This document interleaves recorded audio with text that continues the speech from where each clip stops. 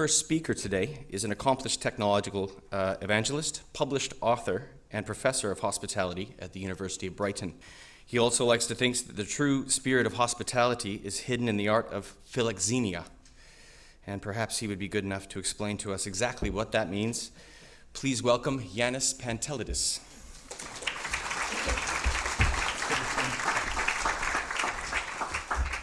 Well, I've got a lot of explaining to do. This is the first time I've been introduced as an evangelist, so sure. But I guess it's a good word to use because we're going to be talking a little bit about marketing, a little bit about consumer behavior. So it's a lot about faith, I guess. So maybe religion has something to do with it. But just because you asked about philoxenia, philoxenia is really about being friendly with your guests and forget about you're there to generate money. We're lost a bit in hospitality these days. That's why I talk a lot about philoxenia. But I'm not gonna preach, I promise, today about that. What we will start off, and we've got very limited time, start straight away. And I want to get a feel for the audience and also showcase a bit the technology in this wonderful venue. We'll start with a few questions, but before we start with that set of questions, I just want to get a feel. How many of you are from hospitality, hotels, restaurants, contract caterers? Okay, events? Okay, and I guess there's got to be marketeers around us. Please take everything with a pinch of salt as I'm talking for the next 30 minutes. We'll start with our first question. You've got little pads to your left or right. I think it's probably your... So we'll go through a series of questions and we'll have a little bit of a laugh.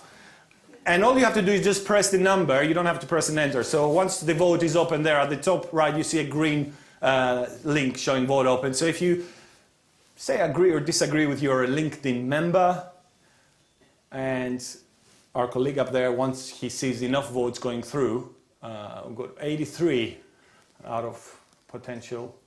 Not sure how many we got here. It's going up. 85. Send us more money, please. This feels like a charity marathon. More votes, please. Pick another one of those little things from another seat and use it. Okay, we'll move on to the next question. The next question is, I have a complete LinkedIn profile, and by complete we mean with a picture there, we've got recommendations from other colleagues, and at least 150 connections. So please vote whether you agree or disagree with that. And we've got another 85, 86, 87. So Google. So Google Plus as a term is a term used to describe the search engine plus all other applications developed by Google. Excellent. 91. We have 91 people here? Social media is a stupid consumer phase, and I can't wait until it's over. We'll go with that one. Okay, that's the end of the questions, and I've asked for our colleague to start collating the answers. He'll do it in a couple of minutes. But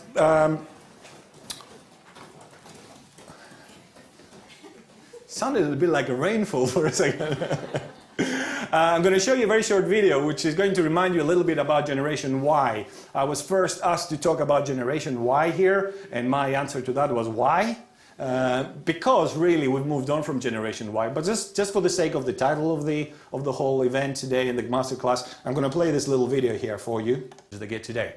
So let's go back to our questions. I'm a LinkedIn member. 80%. Excellent. We'll move on to the next one. 80% are members. Whoa, there we go. We're dropping down to how many people actually make full use of LinkedIn. So if we're here to talk about how you're going to get consumers to buy into new ways of marketing, new ways of communicating, new ways of interacting, shouldn't we really be starting with ourselves first? We'll move on to the next one. I use Facebook daily. Okay, whoa, quite a lot of Facebook users. Let's now see how many of you hate it. Okay, still a big number. I personally use it daily, probably more than I should, and I absolutely hate it. But it has given me new ways of communicating with my students, clients.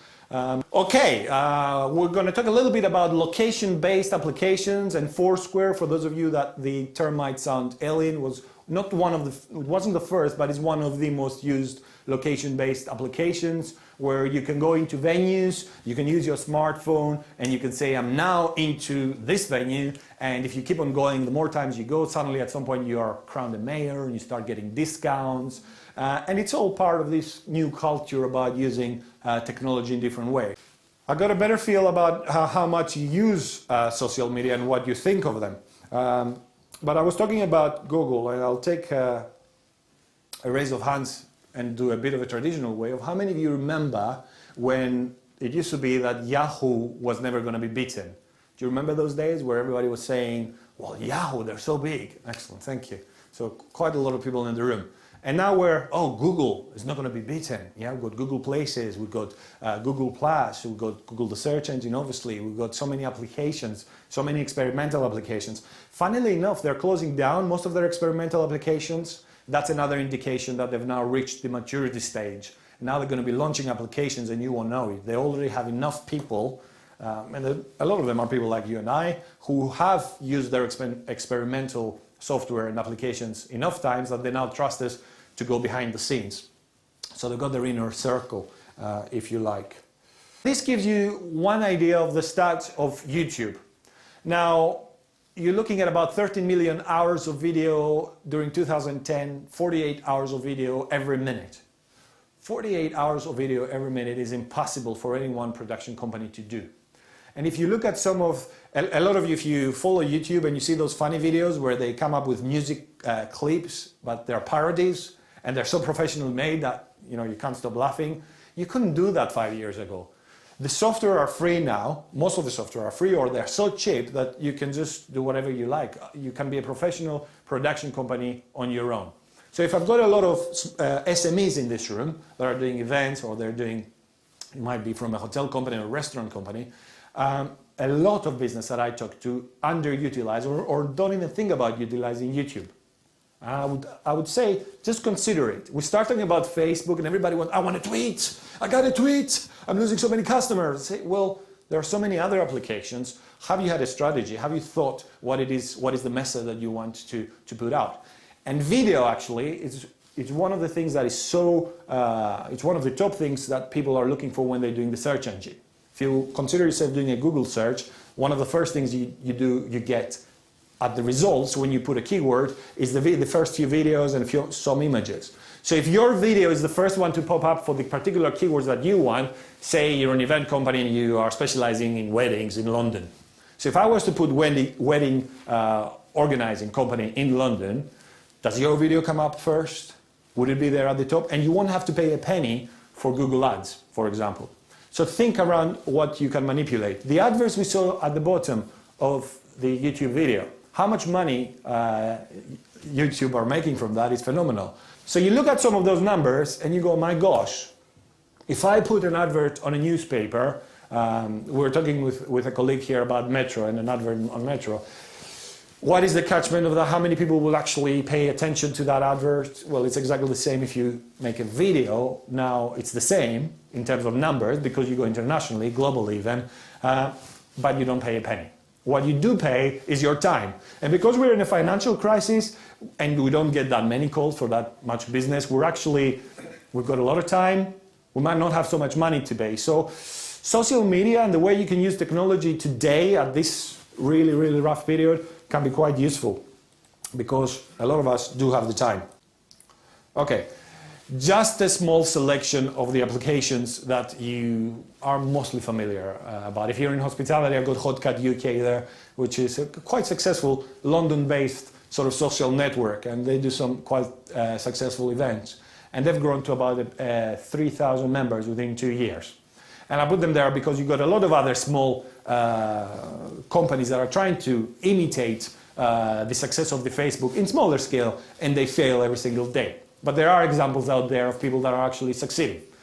These are a couple of hospitality professionals who decided to come up with a London-based network. And there are tricks of what you can do to make it succeed. Facebook, in fact, going back to Generation Y, and just look a little bit at how marketeers like to put people in labels. They like to tag them because it's easier to sell, isn't it? If I say that all of you, okay, these people in this part of the room, I've got a group of people that react this particular way and these people react in a different way, I can sell you different products. Unfortunately, it doesn't work as simple as that. There are certain ways you can segment people, one of them being putting them in generations. Generation Y has to be looked at two ways, in my view. You got to think about Generation Y in, first of all, as your potential employees. There are the people that are now out there, they finished university, they're knocking on your doors, they're sending their CVs, and they want to work for you. And they've got a different kind of culture set. And when it comes to employing them, I get it. They are different. When it comes to consumer behavior, I don't. It's over, because I've been told, again and again, that young people are using technology, they're so technological savvy, they're much better than us. And then I'm in a classroom and I start talking about technology, and about 90% of my students are way behind where I am at. And I don't consider myself technological savvy, I consider myself technologically average as to where people are today. So as we're pushed, imagine how mobile phones were pushed onto us and now everybody has them. In the same way, we are forced into a consumption culture that utilizes those applications. So consider Generation Y and now Generation Z. Generation Y, I guess, ends anybody who's born up until the 90s. So if you were born between 75 to the 90s, you're Generation Y. Do we have Generation Y here? Yeah. Generation X? Yeah, I'm Generation X. Okay, Generation Z. Anybody born after the 90s? Yay! We got a representation. Great. Going back to the employment and culturally, how the younger people are different is that they don't care about money as much as my generation cared about money. So when we were thinking about career. What we were thinking was career advancement and how much money we're going to get, and when we would reach that stage in our career that we'd be given the big car and we'd be given the great mobile phone and we get the upgraded computer. The young generation now expects it. So they expect, if you employ them, you got to give them an iPhone or an Android now, by the way. I'm not going to talk much about the stats because Stephen will tell you all about mobile technology, and I restricted myself because a lot of applications that are now used through mobile is really the future. And if I was doing this alone, I would be talking a lot about the mobile applications that are currently out there. But they expect it. So when you hire this young person that tells you, oh, so where's my mobile phone? So where is my Mac Air? And you're looking at them thinking, what? I had to work my ass for 20 years to get one of those. You want one now? Prove yourself. And they say, okay, bye-bye. Now I'm going to go to work for some other company that gets me. But when it comes to actually consuming goods, you are consuming goods pretty much in the same way that they do. How many of you book your flights online? Yeah, pretty much most of you. Book it online. It's cheaper, it's faster, we do our banking online. We're getting into that culture of online. Everything is online. Why would I go and queue for half an hour to talk to a banker that doesn't really understand me? I can do everything online now. So, just to move on a bit, we're talking about Facebook. They've reached they're over 750 million now, but 750 million active users. Generation Z is moving away from Facebook now because mothers discovered Facebook. So mothers and fathers are creating accounts on Facebook to monitor their children. What did my son and my daughter do? Now the children have realized that their parents are on Facebook. So now they're moving away into new applications. And one of the good news I have for you is if you are one of those companies that hasn't really engaged, and if you are considering engaging, Google Plus in a way is good news for you. I'm also very skeptical. I'm not your typical, I hate the word guru or expert or even evangelist. I just consider myself as somebody who researches and tries to understand and gain an understanding of how people consume. And what I say is that people will move on to Google Plus. A lot of people say that maybe the younglings are going to move to Google+. I think Google+ looks to me like, and if you understand all the other applications of Google, it seems to me that the professionals are going to move into Google+, and then the kid will find some other application to use. 50% of active users log on to Facebook daily. Yeah? And a lot of the people that log on to Facebook, they're probably there 3 times a day, at least 3 times a day. Average user has 130 friends, the friends on Facebook that you probably never knew existed, or the friend you really didn't want to talk to in real life is now a friend on Facebook.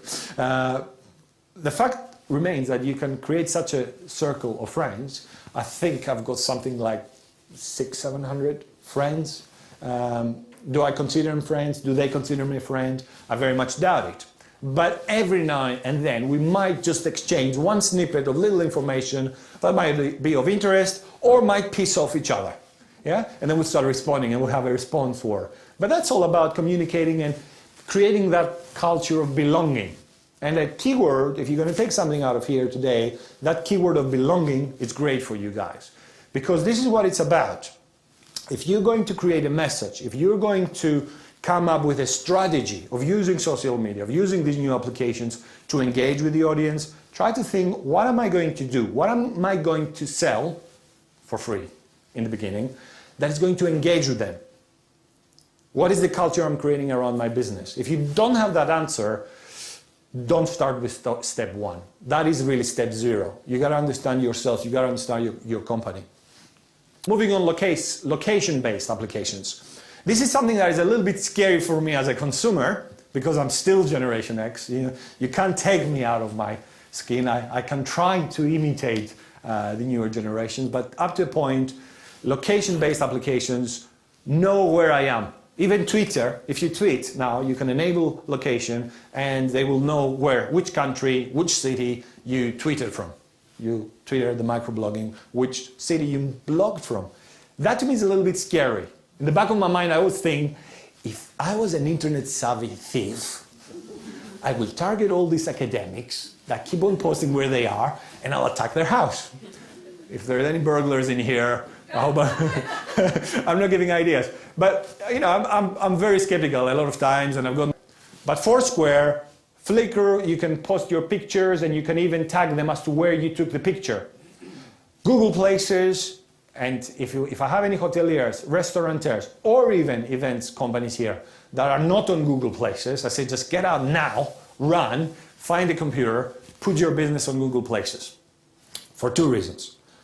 One is you start hitting up the search engine positioning. And the second is Google stopped using TripAdvisor or other third parties in giving recommendations and reviews.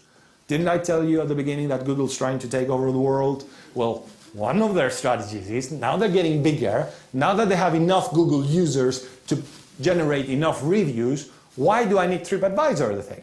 They still keep the TripAdvisor links somewhere near the bottom of the page, but when you go to Google Places, you will see photos, you will see comments, you will see documental evidence from Google users about that particular hotel, about that particular event company.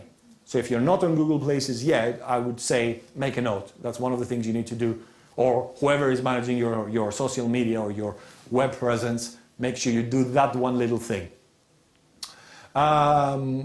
If we look at a little bit of statistics for Twitter, and these are a little bit out of date now, but they were right about 6 months ago. 160 million. So I thought about 100 million, but it's over 106 million. And it increases dramatically if you look at the statistics. And I remember when I wondered why the hell would I go on Twitter and start blogging about what I ate this morning. And then I did a piece of research based on Twitter, and I had to open an account and start looking at how hotels and restaurants are using it, and then I got hooked. So be careful is the message. But if you are going to create a strategy, again, you got to decide, am I going to be on Twitter? And we don't have enough time to talk about how to engage through Twitter, but if you think just opening a Twitter account and just posting sort of messages of news about your hotel will do it, think again. It's a completely different methodology, completely way of engagement when you utilize Twitter. It's completely different when you utilize Facebook. It's completely different when you utilize LinkedIn. And you gotta start being an observer to be able to understand it. If you think that I'm going to hire somebody who's going to do it for me, think again. Okay? It's like taking your car to a mechanic and maybe something is wrong with your car that costs about £10, and the mechanic looks at the car and goes, you got to leave it here for a couple of days. You leave it there for a couple of days, they just go like that with a screwdriver, fix it. 2 days later, you pay like £1,000 for something that you could have fixed for a tenner if you knew how. So be very, very careful. But the statistics are scary, and the numbers are growing dramatically. The big thing about the culture of today, and I will add all generations, Generation Y, Generation Z, Generation X, is speed. This is the society of today, now, yesterday. This is the big difference. So if we were to sum up today, it's about how fast, and that's where smartphones come in, how fast can I interact? And what I mean by time of speed is that we all get emails. We all get emails with offers, right? Almost daily, even though you try to avoid it. And how many times do we really click onto that email to follow the link that will open up the browser to go into that offer? Well, here is where it's currently at. It's still sort of experimental, but this is from Hotmail. This is it, really. You get your email, and you can do everything through that email. This is how fast it's getting. So now, not only are you going to be inundated with links, you're going to be inundated with interactive emails. So if you're an events company or a hotelier that hasn't invested into interactive emails when everybody else is, you start lagging behind. Because your customers, within a year or two that they start receiving these emails, are going to be expecting them. So I'm not going to play the rest of the video. You can watch it if you wish, if you want to find more about interactive videos. And I will try to keep it very, very short, I promise, about mobile technology. But I can't resist talking about mobile technology because that's where it goes. A lot of times I've been asked whether people should invest the thousands of pounds you need to invest to come up with a mobile application. And my question is why? You know, is your name Radisson? Is your name Marriott? What are you? Are you a corporation that has lots of sites and can really benefit from that application? The way smartphones have moved, you can literally browse everything now through your smartphone. So although there are a number of the kind of applications that are developed are to deliver solutions that are not going to be delivered through browsing. Everything else that can be delivered with browsing really fast, and I'm sure Stephen is going to be talking to you about QR codes, which is something that just hit the UK about last year, but it's in the US and in Japan for decades now. People really need that speed, and you will know if you are Londoners, most of you, by the mere fact that you live in London, you see that even when you have time, you still run down the escalator. This is how much time means to people. Instant messaging, photos, videos, money transfer, browsing, music, health monitoring, money payments. Forget email. The only thing smartphones don't do is allow you to make a phone call.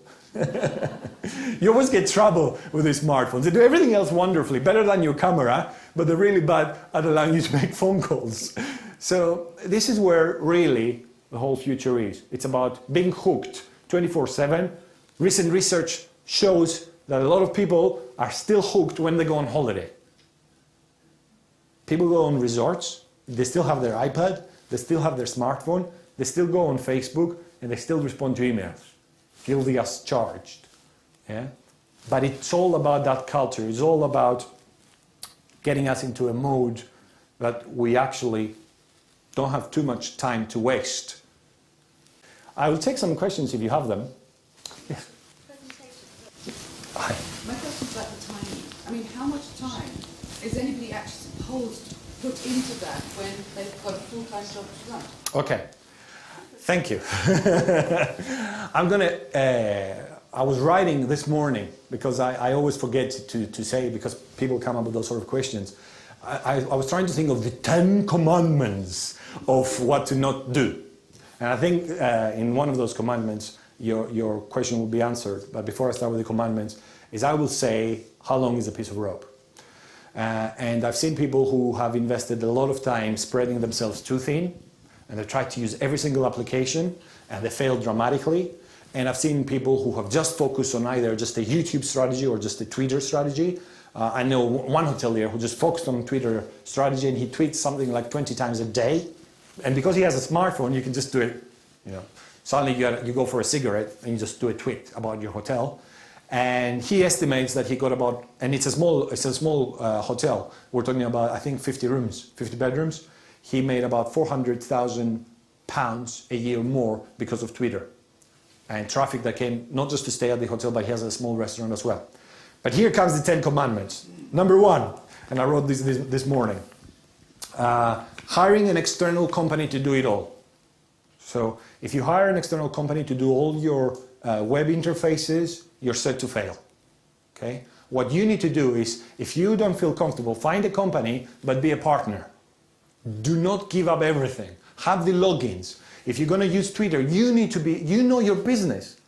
You're emotionally attached to your business. That emotional attachment is going to come through from a one-liner that you're going to post there. If I'm a PR agent and I talk about you, I don't know you, I talk about 20 different companies. I'm going to respond pretty much in my way, which is the same company for 20. You got to do it yourself. Spreading too thin, as what we said. Decide how much time you're going to invest, and if you only have 1 hour a day, decide what you can do with that 1 hour a day. Before you even go there, start with a strategy in mind, what you want to achieve. Yeah? So, which is number 3 actually, not having a clear strategy. If you don't have a clear strategy, you're going to end up spending a whole day, 1 week, and then the next week you're going to spend 0 time because you were pissed off, because last time you spent a whole day and you had no conversion this week.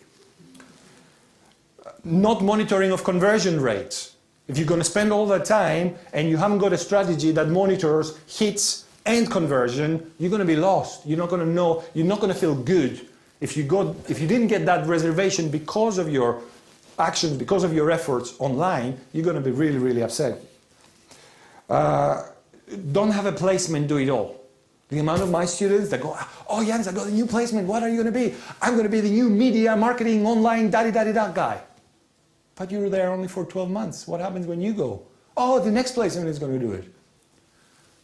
Although I'm happy for my placements, I'm unhappy for the companies. I'm sad for the companies because there is no continuity. If you're going to have a placement again, let it be a partner. Don't let them wash the dishes, which is the other side of the coin. Let them do things that need decision making, but work with them. Having untrained staff respond online. I always tell to people, have all your staff be able to respond online. But before you allow them all to respond online, for example, your food and beverage manager should respond to comments about your food and beverage. It shouldn't be your marketeer that responds about food and beverage. It should be your restaurant manager that responds about the restaurant, but train them first. You get a bad comment, then the restaurant manager goes to respond. What the hell do you mean you didn't like our service? I've seen that happening. You know, a lot of people get emotionally attached and they cannot respond. Throwing money to a guru. Yeah? You come to something like this, Yanis says it all, yeah, he knows what he's talking about. How many £1,000 would you like, Yanni, to do it for me? And as I said, I hate gurus. I hate people that tell you they can do it all for you. You should really understand the culture. Being in denial is number 8. Deny yourselves that this is not going to be here to stay. If you are in denial, you're going to lose out. If you are a small business, you can't afford that. If you're a big business, I don't know who pays your salary, but just don't be in denial. Number 9, do not pacing yourself. Because a lot of people think they can do it in 1 week. It's going to take at least 2 years until you see those good conversion rates. And number 10, do not do it for the sake of just doing it. I went to the seminar, I heard that I got to do it, I'm just going to do it now, just because I have to. Just wonder, when you talked about Generation Z, and 2 things really sprung up was how influenced are they by advertising? And the second part of that is also then how loyal do you think they are to brands compared to previous generations? I think marketing has moved on a lot. And about 6 years ago, I think the first time I was talking with a marketeer where we were discussing how to manipulate word of mouth. In the good way. Remember, I always have, my first hat is an academic. So when I say manipulate, it's from understanding the consumer behavior. And that's when it started. That's when it started, or maybe that's when it started becoming big, about taking word of mouth and managing it. Because up to then was like, people have a good experience, they're going to go out there and have positive word of mouth. What it is currently is about manipulating that word of mouth at different age groups. And the answer to your question is what do I think about it? Because every time you talk to a different marketeer, they have their own view. And I think they're very, very influenced. I am scared. My kids now are 5 and 3, and my 5-year-old just started year 1, and I'm really scared next year when she's going to come at home and say, Daddy, everybody's wearing these shoes, and I want to wear these shoes. Because I've seen it with other kids, and it starts from that age. If you see when they're placing adverts at TV, what time and that's why parents say no TV, and we try to minimize how much time our TVs watch our kids, which is actually quite accurate if you think about the technology. That was the case. We all wanted what everybody else had. Yes. But there's a difference now. What is the difference? The difference is I can now see also millions of people around the world that they also have what the other 10 kids in my school have. So that amplifies, it's the amplification of the need for something you don't really need. Okay, thank you very much. I think Gareth can come for the next speaker. Thank you.